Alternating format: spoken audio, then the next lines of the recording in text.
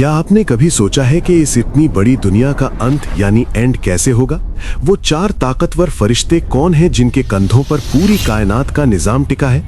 आज की इस वीडियो में हम बचपन में सुनी बातों से आगे बढ़कर हदीस और तारीख की रोशनी में जानेंगे कि कैसे एक एक करके कयामत की निशानियां पूरी होंगी। काबा का गिरना, कुरान का उठाया जाना और वो खौफनाक सूर जिसे सुनकर पूरी दुनिया राख हो जाएगी। आज का सफर थोड़ा भारी है, लेकिन हकीकत को समझना जरूरी है। अल्लाह ने इस दुनिया को चलाने के लिए 4 अजीम फरिश्तों को चुना है। हजरत जिब्राइल अलैहिस्सलाम, अल्लाह का पैगाम पैगंबरों तक पहुंचाना। इनका असली रूप इतना बड़ा है कि उनके 600 पर पूरी दुनिया को ढक सकते हैं। हजरत मीकाईल अलैहिस्सलाम, रिज्क और बारिश का इंतजाम करना। हजरत इज़राइल अलैहिस्सलाम, रूह कब्ज करना यानी मौत के फरिश्ते। हजरत इसराफील अलैहिस्सलाम, जिनका काम है सूर फूंकना। वो सदियों से अपना सर झुकाए इस इंतजार में हैं कि कब अल्लाह का हुक्म हो। जब रसूलुल्लाह सल्लल्लाहु अलैहि वसल्लम ने सफ़ा की पहाड़ी से हक की दावत दी तो अपनों ने ही मुखालिफत की। उबय बिन खलफ जैसे लोग सड़ी हुई हड्डियों को हाथ में मसल कर पूछते थे, क्या अल्लाह इन्हें दोबारा जिंदा करेगा? लेकिन कुदरत का फैसला अटल था। वही उबय बिन खलफ जिसने कसम खाई थी कि वो नबी सल्लल्लाहु अलैहि वसल्लम को शहीद करेगा, उहद की जंग में खुद अल्लाह के नबी के हाथों एक छोटे से जख्म से मारा गया। ये इस बात की दलील थी कि मौत और जिंदगी सिर्फ रब के हाथ में है। हजरत ईसा अलैहिस्सलाम के आने के बाद दुनिया में 7 साल बेमिसाल अमन रहेगा। खिंजीर यानी पोर्क को खत्म किया जाएगा और रिस्क में इतनी बरकत होगी कि एक अनार एक पूरे गिरोह के लिए काफी होगा।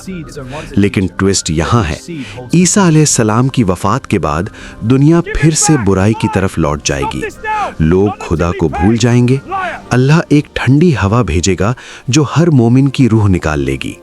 अब दुनिया में सिर्फ वो लोग बचेंगे जो जानवरों से बदतर होंगे। यही वो लोग होंगे जिन पर कयामत टूटेगी। एक सुबह ऐसी आएगी जब लोग कुरान खोलेंगे तो पन्ना सफेद यानी ब्लैंक मिलेगा। अल्फाज दिलों से मिटा दिए जाएंगे। फिर यमन की तरफ से जू सुबैतैन यानी पतली टांगों वाला हबशी आएगा जो सोने के लालच में काबा को हथौड़ों से गिरा देगा।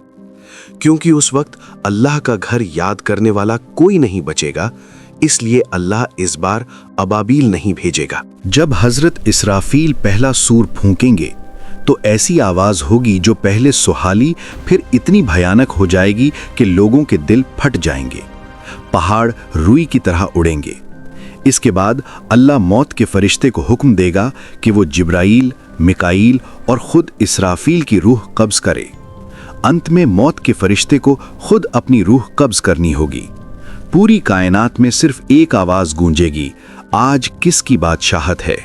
और जवाब आएगा सिर्फ अल्लाह की, जो अकेला और कहार है। हजरत इसराफील दोबारा जिंदा होंगे और दूसरा सूर फूंकेंगे। सब अपनी कब्रों से नंगे बदन उठेंगे। ये वो हिस्सा है जो अक्सर लोग भूल जाते हैं। वो दिन 50,000 साल लंबा होगा। जमीन तांबे कॉपर की होगी और सूरज सिर्फ 1 मील की दूरी पर होगा। लोग अपने गुनाहों के मुताबिक पसीने में डूब रहे होंगे। लोग परेशान होकर हर नबी के पास जाएंगे कि हिसाब शुरू करवाओ, मगर सब मना कर देंगे। आखिर में हमारे नबी सल्लल्लाहु अलैहि वसल्लम सजदे में गिरेंगे और अल्लाह से शफाअत यानी सिफारिश करेंगे। तब जाकर हिसाब किताब शुरू होगा। दोस्तों, ये कोई कहानी नहीं, वो हकीकत है जिसकी तैयारी हमें आज करनी है। क्या हम उस 50,000 साल लंबे दिन के लिए तैयार हैं? कमेंट्स में सुभान अल्लाह ज़रूर लिखें और इस पैगाम को दूसरों तक पहुंचाएं। मिलते हैं अगली वीडियो में।